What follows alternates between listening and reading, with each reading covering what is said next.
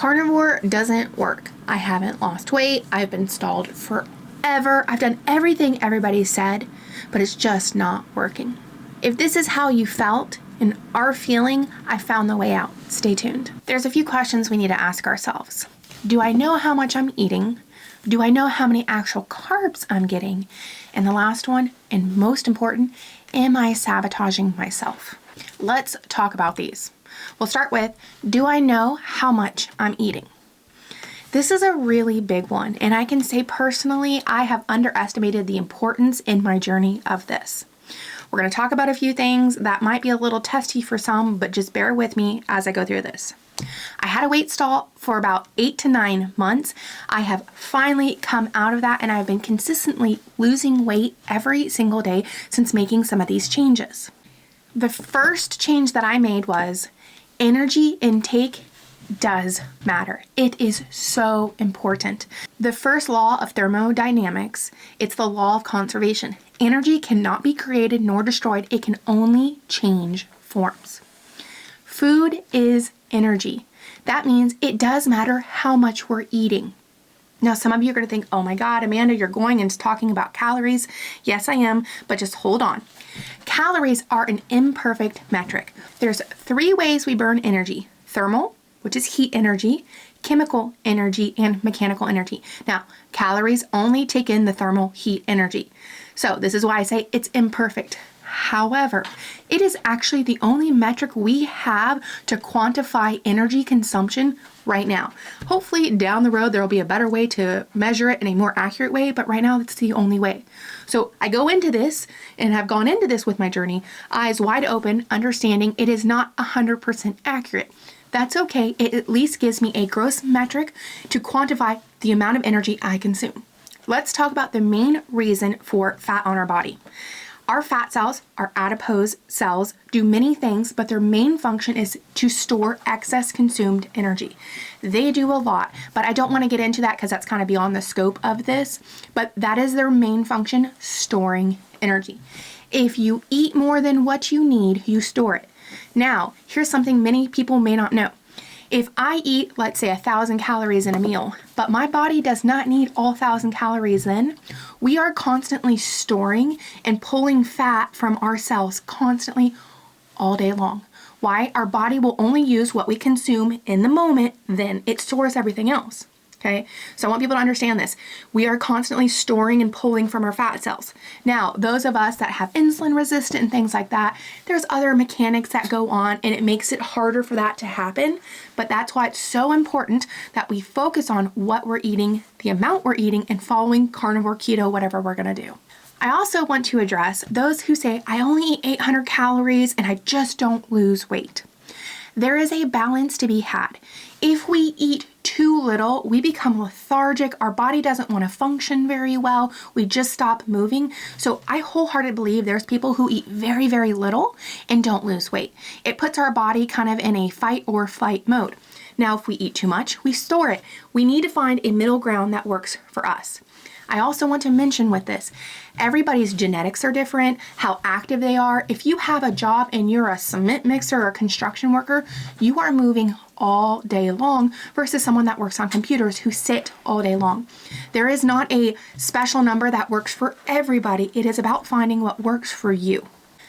A really good example is between me and Scott. For those of you who don't know, that's my husband who is tall and skinny. He eats more food than I do. He actually is very blessed with a very fast metabolism. He can eat a ton more than I do. I have a slower metabolism. I also have polycystic ovarian syndrome, which creates an imbalance in my hormones and makes my metabolism quite a bit slower. Plus, being female, it just happens to be that way anyways. We have less testosterone than men, which also makes us burn less energy. A lot of factors, age, the older we get, we become more sedentary, our body doesn't function as well. We burn less energy than when we were 20. So there's a lot to go into this when we consider things. So you ask, how do you resolve this? By tracking your food by weight. Very, very specific. Track your food by weight. Don't guess at it. Something I experienced recently was I was making some taco cheese shells for tacos, obviously. And I made them one day, and then I decided, I think I may have guessed wrong on that. So I actually measured them out in a measuring cup, and I realized it was 1.25 cups of cheese to make the 4, what I thought were small cheese shells. I grossly underestimated the amount of energy I was consuming in those. It was eye-opening. And the thing is that is what we do. We don't have a good, this has this much in it, especially when it comes to fatty meats and things that have a lot of fat that we consumed on carnivore and keto. For the tacos, I thought I had only consumed about 350 calories. Turns out it was 750, which is a lot because my daily intake for calories, I have a range, is 1,500 to 1,800. I try to aim for 15, but I'm fine if I stay somewhere in that range. That was half of what I should have eaten in a day in just cheese. Now there are a lot of food tracking apps that you can use. I use Cronometer. You can use a free version, paid version. You can use whatever you want. Fitness Pal, Carb Manager, you name it. Pick one. It will actually help you set your macros. On the Cronometer, it actually has a keto setting. This allowed me to adjust my carbs to 15 or less a day. That actually leads us into our number 2.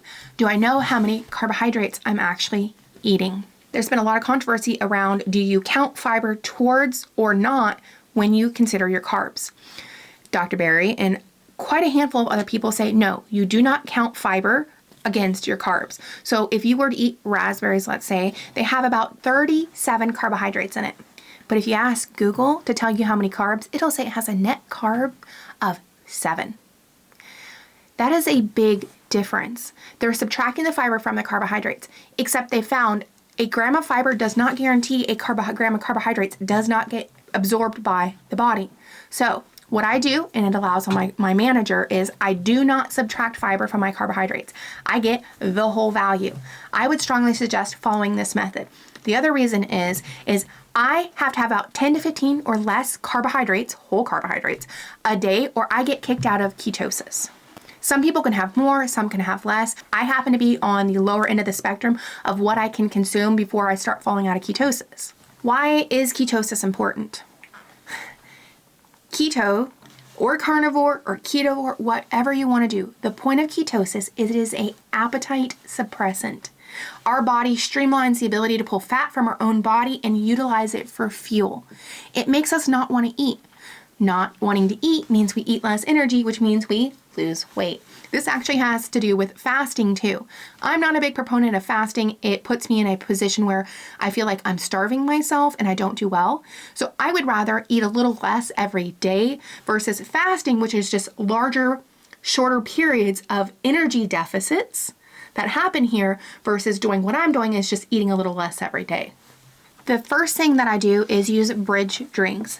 Drink them a little bit all day long. They help keep something in my stomach so my stomach feels fuller and I'm just less hungry. The main thing that I put in my water for my bridge drinks is some raw LMNT. This is amazing because it's already pre-packaged, pre-measured out sodium, magnesium, and potassium in it. The sodium helps us more than you can imagine suppress our appetite. It helps with headaches, cramps, fatigue, muscle aches, and those kinds of things too that go along with doing a low carb carnivore kind of diet, as well as for those of you that are starting to exercise more. Plus, it's getting summer, and when we sweat, we lose all of that. Right now, LMNT's offering an 8-pack, sample pack free with any purchase. You just need to go to drinklmnt.com/carnivoreusme. That's drinklmnt.com/carnivoreusme. You can also do things like coffee and tea to help do bridge drinks. Scott drinks multiple cups of coffee a day. That is his preferred method of bridge drinks. Mine is water or water with LMNT. You just have to kind of figure out what works for you and what helps you just drink water or some kind of fluid all day long. Having more water in the body also helps suppress the appetite. A good example is Scott and I actually work out at 4:30 every single day. That way I've worked out before I ate, because I do not do well if I've eaten and then work out. But also I drink a ton of water right after we've worked out. So then I'm already halfway full, dinner comes, and I don't have to worry about overeating because I'm already partially full of water. The second thing that I use is Redmond's Salt Rock. I think they call it a salt crystal on their website. You can only buy this on Redmond's, their version of it. I believe you can also on Amazon, they have Himalayan salt rocks, but please make sure they're the edible kind. I suck on this when I'm feeling a craving or I'm just feeling hungry and I'm trying to figure out, am I really hungry? Am I craving something? Or is it just a little something, something? Suck on it a few times, drink some water with it. I wait 5 to 10 minutes. If the feeling of wanting to eat goes away, then I know it's just kind of a craving, not necessarily I actually needed something to eat. If it doesn't, then I know, okay, I'm hungry, and I go on from there. I love these things. I put them in my purse. I have them on my desk, downstairs, upstairs. I think every single floor in our house has some of these rocks laying around. The final question to ask ourselves: am I sabotaging myself? For me, it's desserts, man. I go to my mother-in-law's house for Sunday family dinner and I just go crazy on the desserts. And that's everything from ice cream and cookies, cake, pie. And I do about 7 days worth of damage and I take about 7 days to pay that off. I was a prime example of what Chris Pratt was doing well for a week, 2 weeks, 3 weeks, whatever, and then not doing well for a day or two or even a meal. And I would completely erase all the progress I made by one or a few meals. I kept doing that in my 8-9 month stall. So the question to ask yourself is, are you doing that? Are you letting little things slip here and there? This is also why I strongly suggest doing the food tracking. No, you don't have to do it for the rest of your life, but honestly, a few months, a month, something to really get a good feel and get yourself positioned properly with understanding what you're actually eating. It also helps suss out if you're letting these little things slip in here and there that are actually just sabotaging you.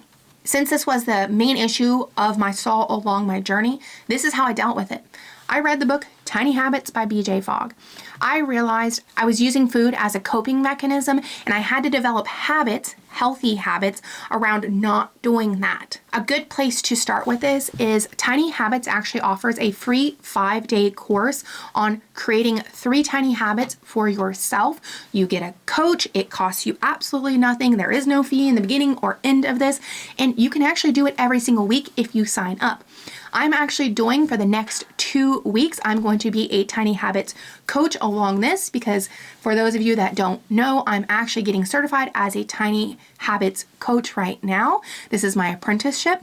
If you happen to want me as your coach and do this, you just need to email me at carnivorousme@gmail.com with your email and your first name.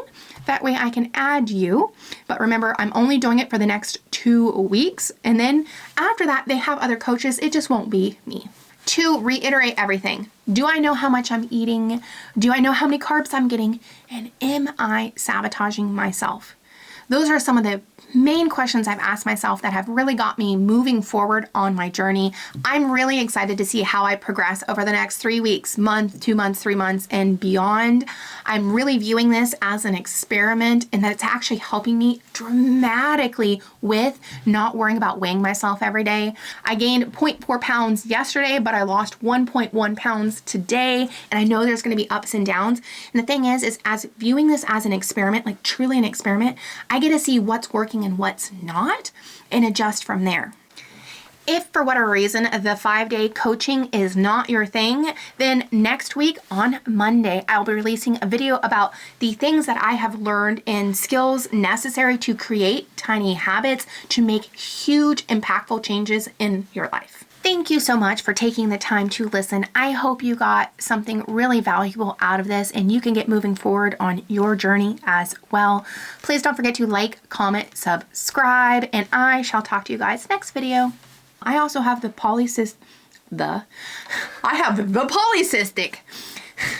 testosterone. We have less testosterone. Lord. Testosterone. We have Cobblestone. Chocolate. We have less